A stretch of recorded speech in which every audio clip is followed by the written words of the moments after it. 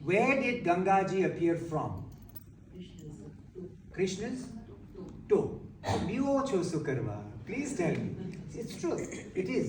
ભગવાનના ચરણ કમલમાંથી અંગૂઠામાંથી ગંગાજીનું પ્રાગટ્ય થયું. ગીતાજી ક્યાંથી પ્રગટ થઈ?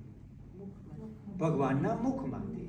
તો ગંગાજી જે પ્રભુના ચરણમાંથી પ્રગટ થઈ કરોડો જીવોનો કલ્યાણ કરે છે, તો ભગવાનના મુખમાંથી બોલેલી ભગવદ્ ગીતા નહીં પાવન કરે કોઈને?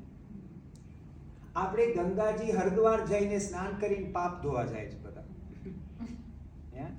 જેટલા કર્મ ભેગા કર્યો એમ કહે કે ધોઈ આવીએ ત્યાં, રાઈટ? તો આપણે ગીતાજી તો ભગવાનના મુખમાંથી બોલેલી વાર્તા છે, આખું ગીત ત્યાંનું ગાયેલું છે. તો how many of us have actually picked up the Bhagavad Gita to read it? 2, 3, 4, 5, 6. વાંચી લીધું પણ ડિફિકલ્ટ છે અન્ડરસ્ટેન્ડ કરવું, right? It's not like Every time you read it, Yes. you understand it differently. Absolutely. And this is where we need coaching.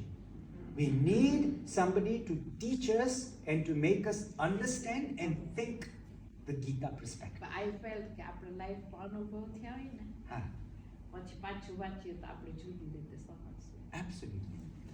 And also, first basic understanding આપણે શીખવું જોઈએ.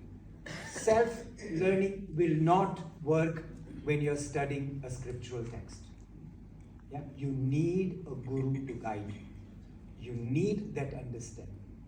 પણ main point એ છે કે ભગવદ્ ગીતા જે પ્રભુના મુખમાંથી વાણી નિકળેલી એ પાવન નહીં કરે.